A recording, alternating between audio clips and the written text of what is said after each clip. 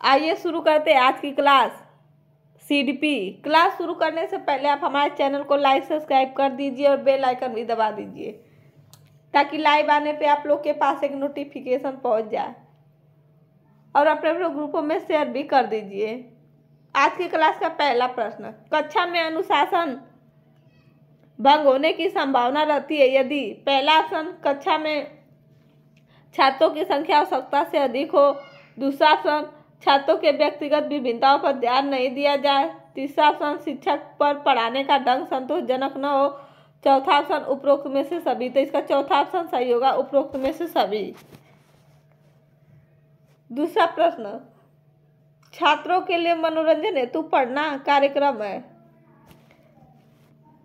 पहला ऑप्शन गृह कार्य के रूप में दिया जा सकता है, दूसरा ऑप्शन अभिभावकों की जिम्मेदारी है, तीसरा ऑप्शन स्कूल पुस्तकालय में होना बेहतर है, चौथा ऑप्शन कराए व्यर्थ का झंझट है।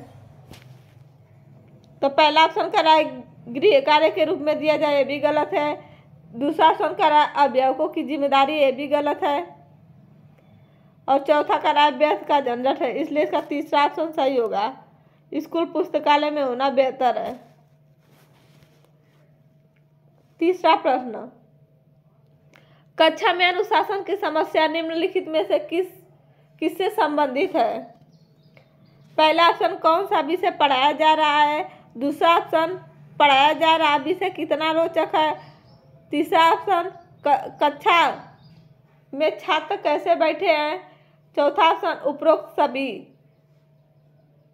तो इसका चौथा ऑप्शन सही होगा, उपरोक्त में से सभी।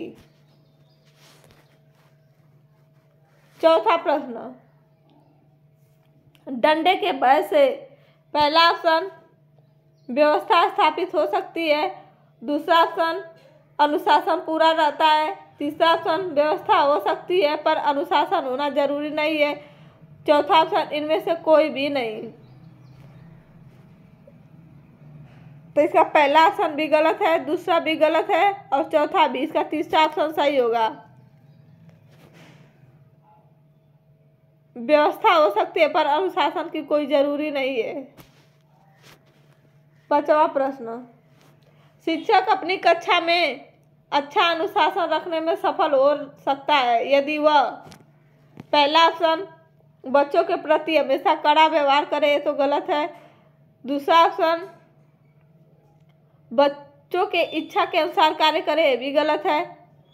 तीसरा ऑप्शन कह रहा है बच्चों के साथ विनम्र रहे किंतु दृढ़ता भी दिखाए, और चौथा ऑप्शन कह रहा है कभी कभी बच्चों की जिद मान ले, ये भी गलत है, इसलिए इसका तीसरा ऑप्शन सही होगा।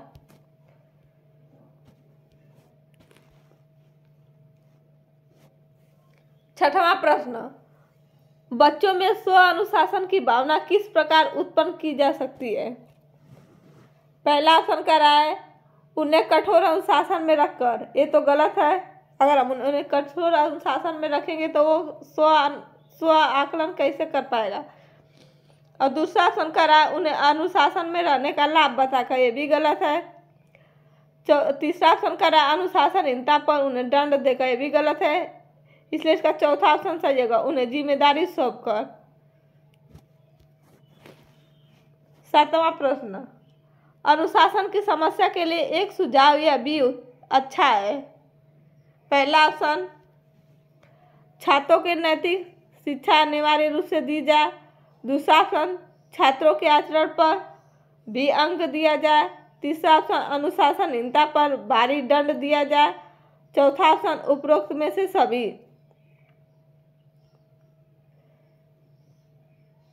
तो इसका पहला ऑप्शन सही होगा, छात्रों के नैतिक शिक्षा अनिवार्य रूप से दी जाए, और दूसरा ऑप्शन भी गलत है, तीसरा भी गलत है, चौथा भी गलत है, इसलिए इसका पहला ऑप्शन सबसे उचित होगा, छात्रों के नैतिक शिक्षा अनिवार्य रूप से दी जाए।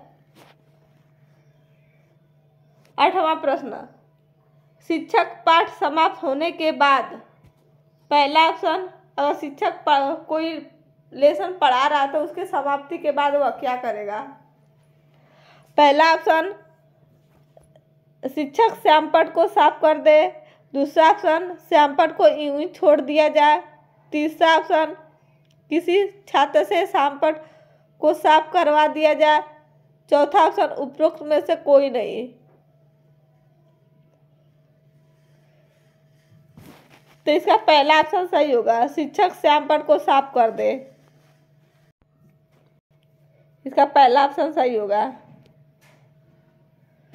9वां प्रश्न, रटने की आदत से छात्रों को क्या हानि होती है? पहला ऑप्शन, उनकी बुद्धि विकसित नहीं होती, ये गलत है। दूसरा ऑप्शन, वे मौलिक चिंतन नहीं कर पाते हैं। तीसरा ऑप्शन का उनमें आत्मविश्वास समाप्त हो जाता है। चौथा ऑप्शन का वे कक्षा में शिक्षण से कट जाते हैं। तीनों ऑप्शन गलत है, इसका दूसरा ऑप्शन सही होगा, वे मौलिक रूप से चिंतन नहीं कर पाते। अगर वो बस रटेंगे तो कोई चीज़ मतलब अपने चिंतन के द्वारा नहीं सीख पाएंगे। 10वां प्रश्न, अध्यापक बनने के बाद आपके विचारानुसार हर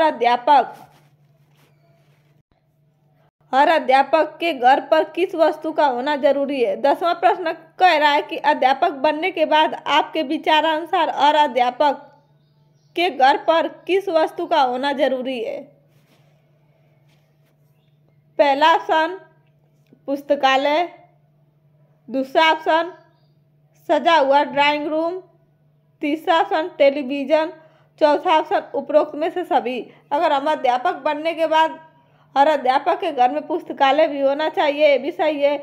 दूसरा ऑप्शन कह रहा है सजा हुआ ड्राइंग रूम, ये भी सही है। तीसरा ऑप्शन टेलीविज़न भी होना चाहिए, इसलिए इसका चौथा ऑप्शन सही होगा, उपरोक्त में से सभी।